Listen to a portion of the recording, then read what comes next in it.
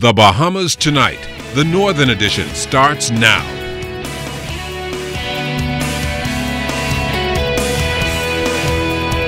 This is the Bahamas Tonight, the Northern Edition. Good evening, all. I'm Shashina Rule. As always, it is so great to have you with us. Topping news in a couple of hours, a local civic group is set to accelerate its campaign against the local power company. The organization is planning to launch its petition drive during a rally tomorrow evening to agitate for lower electricity rates. Now, this is the latest round in the battle against the power company. Tonight, the Grand Bahama Power Company is firing back and quashing the allegations made against them.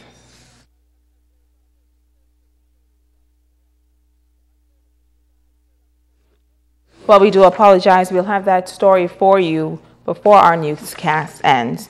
Residents throughout the islands heading to the polls in June to vote in local government elections. Here on Grand Bahama, the system is coming under scrutiny. In this report, Sabrina Brown tells us what some residents have to say about this form of governance. Local government was established in 1996, and 18 years later, as we approach another election in June, residents are giving their views on the system. Many believe the concept is a good one, but it has not been as effective as it could be.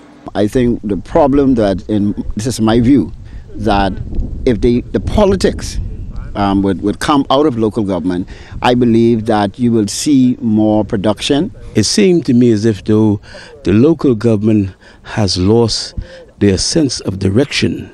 Most of our local government people here in Grand Bahama seem to have gone party-wise rather than serving their communities. Youth leader Dudley Said is of the view that local government councils should be more empowered to run their respective communities. I think the whole idea is to run like government. So you can't ask me to run in local government and tie my hand almost. So I think they should have more say in the running of a country. President of the Grand Bahama Christian Council, Reverend Keith Meadows, and Bishop Joe Hall would like to see councillors focus more on the role they were elected to play. One of the things that I'm hoping for as a leader of the Christian Council is that they would all come together and understand that they're here to do service and to understand that they have a role to play. And I believe even in their role to play as local government, they must understand that they have limitations and there are jobs for the local government practitioners to play, and there are also a role for the Member of Parliament to play. What they need to do is recollect themselves and understand what the people has elected them to do and do the work of the people. They also shared their views on the caliber of people offering to serve in local government. It is important that these individuals that are coming forward must be men and women of integrity, and they ought to be able to, the community ought to look up to them and respect them. I think the government leaders, ones who are in charge of local government, should do a proper vetting program to see that these people have their integrity intact and they are accountable and representable to the people in our community. But Senior Island Administrator Alexander Williams says there is no vetting process for local government candidates. They are required to meet the same qualifications as candidates for the general election. You cannot be a person bankrupt, declared bankrupt. You cannot be under sentence, custodial sentence. So you can't really be a criminal. And one of the important things for local government elections is that the candidate must be a registered voter in that constituency for which he or she is running. Sabrina Brown, ZNS Network News. Well, as we told you earlier, in a couple of hours, a local civic group is set to accelerate its campaign against the local power company. The organization is planning to launch its petition drive during a rally tomorrow evening to agitate for lower electricity rates. It is the latest round in the battle against the power company. Tonight, the Grand Bahama Power Company is firing back and quashing the allegations made against them. Grand Bahama Power Company is setting the record straight on what they call false allegations recently made by the Coalition for Concerned Citizens, an organization that has spearheaded a petition drive and rally to lower the cost of electricity on the island. Communications Officer Philshire Grant Farquharson says while they have offered to meet with the leader of the coalition, Eddie Victor, that will not happen. Mr. Victor has refused to meet with the Bahamian leadership of the business. Instead, he seems more concerned with advancing his own personal agenda. We also don't understand how Mr. Victor feels that the economy of Grand Bahama will be well served by asking businesses to shut off their power at a financial loss to themselves. But we continue to provide information for our customers, and we invite customers that have any questions or concerns to come in, and we'll be happy to discuss them with them. The Coalition for a Concerned Citizen claims that the 3 cents per kilowatt hour increase granted in 2011 by regulators to assist the power company in bringing in emergency generators has never been removed. Farquharson says nothing can be further from the truth. There is no 3-cent charge for rental generation in our rates. They were removed in July of 2012. Are they now part of any other charges? It's no way, shape, or form within our rate structure. The communications officer admits that GBPC understands that the cost of electricity is a challenge for customers as it is globally, but notes that the company has been working to stabilize costs on Grand Bahama.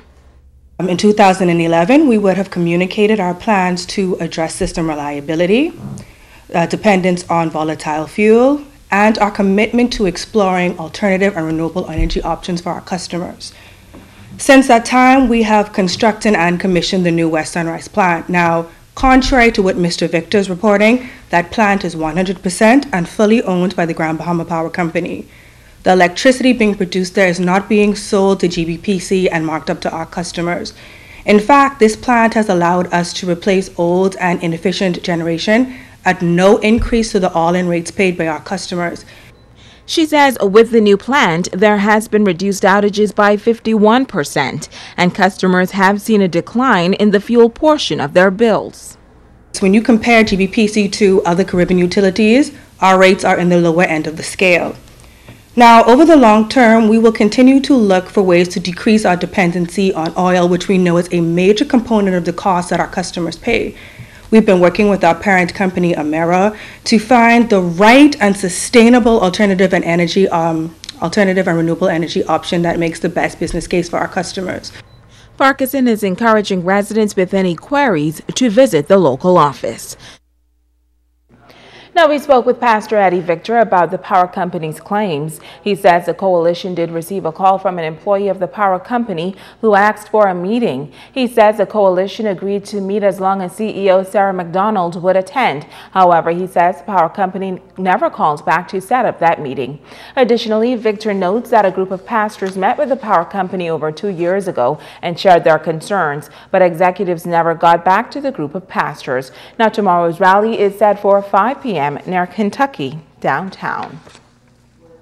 Elected members of the Grand Bahama Chamber of Commerce will be inducted during an installation banquet at the Grand Lucayne Resort on Saturday night. Businessman Barry Malcolm is returning as president for his second term and will address the banquet on pressing local issues. Chamber executives say recent activities challenging the Customs Management Act, combined with an active board of directors and a new slate of business education programs, have increased the local interest in the chamber. The banquet will be held under the theme, The Future of Grand Bahama, the Way Forward. Now, the Honorable Kailis Roll, Minister of State for Investment in the Office of the Prime Minister, will be the featured speaker. 30-year-old Leonard Lenny Barnett of Spinney Road hauled before the court today on the charge of armed robbery. He was not allowed to enter a plea, and attorney Erica Kemp, representing the Attorney General's office, requested to proceed by voluntary bill of indictment. This matter will be heard before Senior Justice Hartman Longley in the Supreme Court on March 24th at 10 a.m. Bail was denied, and Barnett was remanded to Her Majesty's prison until trial. Now, Barnett is accused of the armed robbery of the John Bull store in Lucaya in June of 2009. Merchandise was valued at around $39,000, and it was reportedly stolen during that heist. The Police Staff Association's Northern Branch has a new team of officers to lead that organization for the next year. The new team was elected on January 20th. Sabrina Brown reports. Corporal Corey Damianos was elected to the Corporal Branch Board of the Police Staff Association, Northern Branch, and was subsequently selected to the post of chairman. He talks about plans for the year ahead. We bridge the gap between everybody. We're going to try revert back to the foundation of what the Police Staff Association was built on, that serving to protect us with pride. So the platform that we are going on is strictly welfare purposes. He says the executive team will work with the local administration to improve working conditions for police officers and also to address other issues. There are some issues, but it's workable. But we're going to try and enhance them, make them better, because if we're out there protecting people, who's protecting us? So therefore, we're the voice of the people. And so whatever issues they bring forward, if we see that it's worth fighting for, we're going to fight for it. Officer Andrew Clark is responsible for the Welfare Committee. We plan to have a lot of seminars, money saving and investment seminars, motivation seminars, leadership seminars. We also have something what we call the Reach Out Ministry, so forth, where we touch the spiritual aspect of police officers. Sergeant Conrad Jennings Jr. is in charge of private engagement, a vital area of policing. They come to the Police Staff Association when they need police security to police a certain function, either a concert or escort money, or as well as security at banks, and anything of that sort. Sabrina Brown, ZNS Network News. Stay with us. The Bahamas Tonight, the Northern Edition continues right after this. Bringing news that matters to you. You're watching the Bahamas Tonight, Northern Edition. Welcome back. A local school for a troubled young man is working hard to change the negative image confronting the group. The school's principal has begun reaching out for positive role models for the young man, and today a few public officers answered the call. Megan Shepard fills us in. Principal at the Genesis Academy, Ricardo Major, says he's been working hard to change the public perception of the institution. Today, men of the Royal Bahamas Police Force, Immigration Department, and the pastor spent the lunch hour sharing words of encouragement with the students. Major says initiatives such as this will help to give the young men positive role models, and he hopes other men in the community will join in. One of the things that I am trying to share with the entire community is that there's so many ways that they can partner with us. And one of the ways that I'm zeroing on right now is trying to see if I can get more men to come in, and especially with our reading. I want to thank those companies that are probably thinking about sending women, but I want to see if we can get men. If Customs can send me 2 men, half an hour, 1 day a week. Immigration does the same thing. Police does. We have it covered. Constable Mark Demerit encouraged the young men to read their Bibles daily. He says while being at the school may have been a result of a mistake made in the past, it is an opportunity for a new beginning. First step to getting where you want to get in life is to find the right road. There's only the straight and narrow road that can take you where you need to go. If you don't have Christ in your life, you're lost already. The Bible, this school is perfectly named Genesis Academy. What's the first book in the Bible? So you could start off from Genesis. Napthali Cooper of the Immigration Department and Deacon Bernard Henfield telling the students that each one of them has the potential to be great leaders, but they must first transform their minds and attitudes. Let me encourage each of you here. And this academy is called Genesis. It's a new beginning. And all of you can start over again. Let this be a stepping stone to your future. You decide where your destiny is. You can look at this as I can do better than this, or you can just say, from here on in, I'm going to get worse, or be my own man, and I don't care. But let your life, from this point on, go towards being a productive person. You have to transform your mind and renew your mind from being the person that you was yesterday and start all over today. Y'all understand what I'm saying? You'll have to start all over today. Not because you made a mistake yesterday, means that you have to make a mistake today. Okay? You're not going to be the same bad boys that you were yesterday or day before. The group also took the opportunity to showcase the garden they've been tending to and having one-on-one time with the speakers. Megan Shepard, ZNS Network News. Walter Parker Primary School has launched an anti-bullying campaign for students on that campus. However, Principal Jacqueline Pinder is hoping their message will ring clear to children throughout the Bahamas. About it.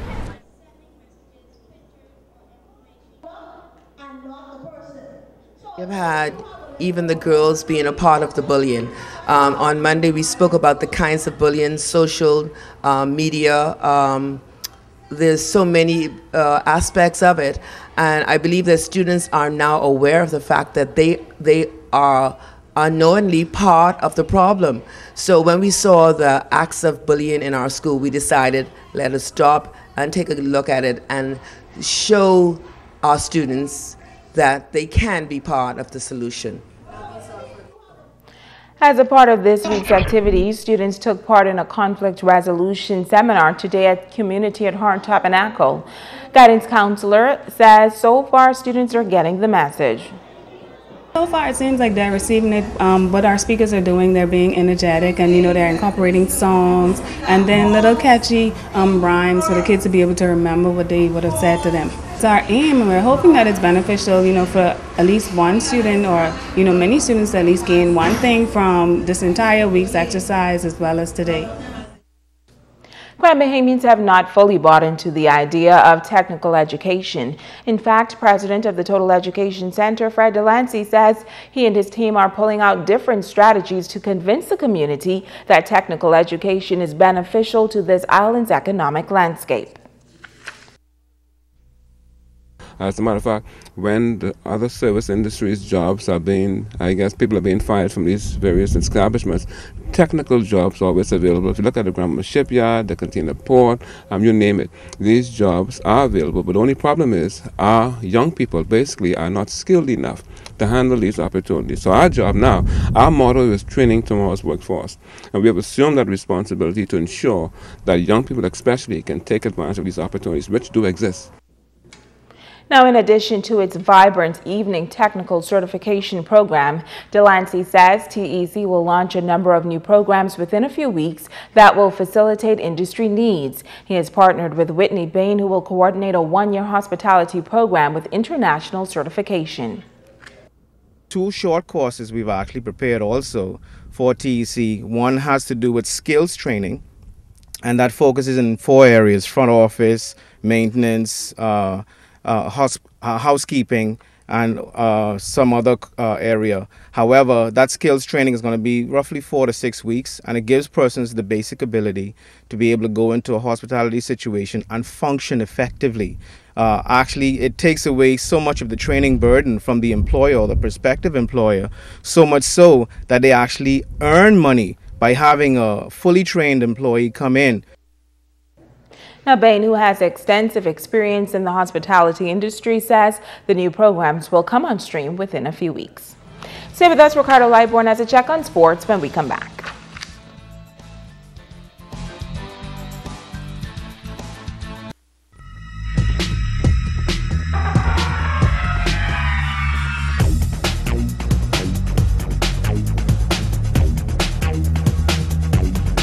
Hey everybody, welcome to Sports on Ricardo Lightborn Sportsnet, dedicated to the people of Bimini. You see there, baby boy Maven Saunders signed to play football for the Florida State Seminoles today. Congrats goes out to the Saunders family down there in Bimini. Well, AAF Bahamas World Relays is May 24th and 25th, and it'll be at the Thomas A. Robinson National Stadium down here in New Providence. Well, it's a big-time track and field meet, and the youth element is also being added.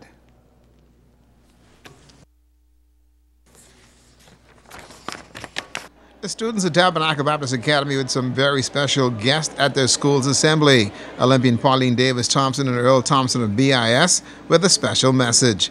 That message of the IAAF Bahamas World Relays and the test event set for May 9th and 10th. It's called the High School Relays. 4x1, 4x2s, 4x4s, and then we're going to have a medley relays with a couple of 100s, 200s, and 400s for both girls and boys.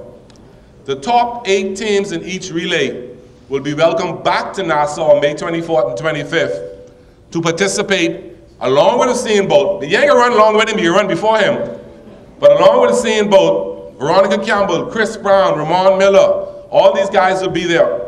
The Kenyans are coming, the Ethiopians are coming, the Germans are coming, the Americans are coming.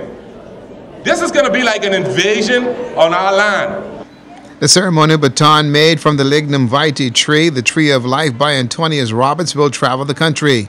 The special relay started by Olympian Pauline Davis is a show of unity and the love we have for each other as a people, with the world coming to our shores. I am so excited about this. The only regret I have, you know, is that I can't put on my spikes. Oh, I'd have loved to put on my spike and run down that track. But, you know, I had my time. And I will enjoy watching each and every one of you do your thing and celebrate and cheer you on, because I know that you're not going to let our Bahamas down. I know that you're going to go out there, that you're going to perform to the best of your abilities, and you're going to show the world. We're going to shock them when they come. Pauline also shared the message of participation with the Crusaders at Catholic High. Participate as an athlete or spectator while you're being asked to share in the celebration. The Sunlight Baptist Academy Stingers also shared in the World Relay celebration and participation in the relays.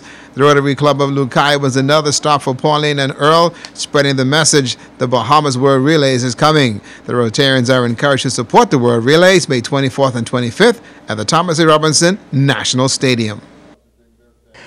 Well, also yesterday was a big day for Martintown Primary School. You see parents, family members, and supporters of Martintown Primary was at the Plex to cheer on the athletes in heated inter-house competition. Martintown is a small school in Egmore Rock, but the athletes showed lots of heart on the track. Ravana Ferguson is the physical education teacher at Martintown School, and he got some surprises from his athletes. With the Grand Bomber Primary School Track and Field Championships fast approaching, keep your eye on Martintown, folks.